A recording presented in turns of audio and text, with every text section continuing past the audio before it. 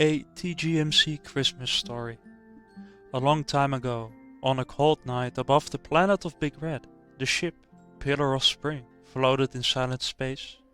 This was not an ordinary mission. This mission, something would happen that would change the history of humankind and xenokind. Listen well, my friends, for this is a story of how peace was made. Bleep, said the announcer. The noise echoed throughout the empty chambers of the spaceship. The syrup slowly opened with a hissing sound. Shh! Humans in pajamas started to climb out of the syrup pods. They were pale and cold. None of them were happy. All of them sighed and moved slowly towards the armory. Ladies and men of different colonies, some of Mars, some of Terra, others from the moon. They all carried scars, physical and spiritual. All were unaware of the miracle that would happen this night. They armed themselves with weapons of death and evil intentions. Suddenly, a voice thundered on the announcement radio. How do you do, fellow kids?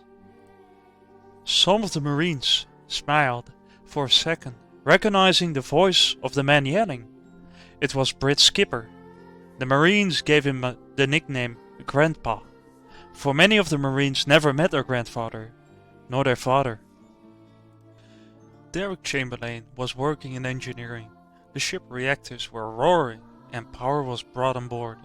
The life support systems were doing their job.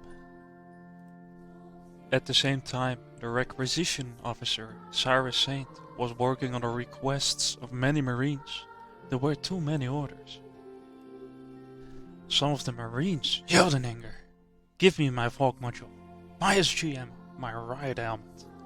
The Marines only wanted to take things for themselves. They were not used to giving things. One Marine called Ahmed Fuchs came forward and said kindly to Cyrus, May I please have an explosive vest? Cyrus was very happy, since Ahmed had a lot of respect for the RO. Minutes passed and another voice thundered throughout the ship, saying, We're deploying on LZ2. We leave in 10 minutes. Make it quick. This voice was no other than Benedict Yahoo, the field commander. Benedict was a leading figure, but had difficulty to persevere in times of trouble. The Alamo started to fill up to the brim with explosives, weapons, ammo, and finally Marines. Among the Marines, Alexei Kinovici, a good corpsman, was present. He was often bullied by other Marines without any cause. There was also a man clothed in purple armor, part of Charlie's squad, called Domingo Elliott. He sat next to his good friend, Henry Lee, also called Lich, and Zaha Sanko. Further down the Alamo, there was a man who carried bags filled with revolvers. He was called Serdikov Antos, also called Ocelot. He was vicious, but not as the lady sitting next to him, Elsa Spinowin. The engines of the Alamo were roaring. The doors of the Alamo closed and locked themselves, and the Alamo flew off into space towards Big Red. The Alamo was dark and cold. The room was illuminated with a red light. The Alamo landed with her roaring engines on LZ2.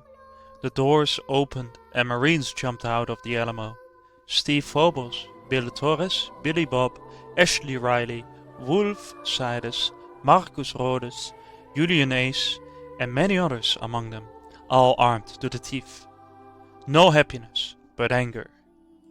All the Marines buzzed around like busy bees.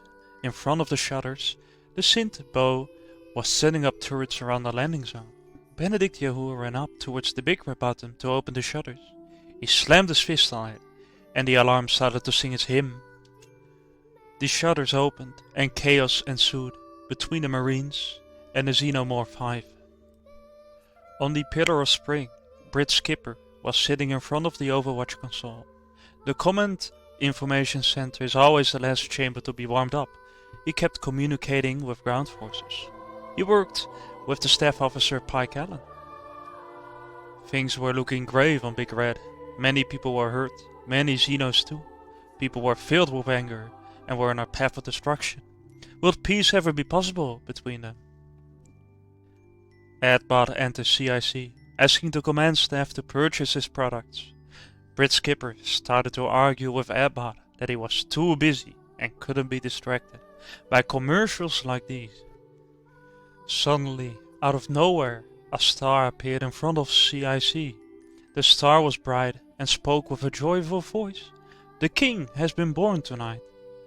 Pike yelled out in panic, "Wait, the Xenos have a king?"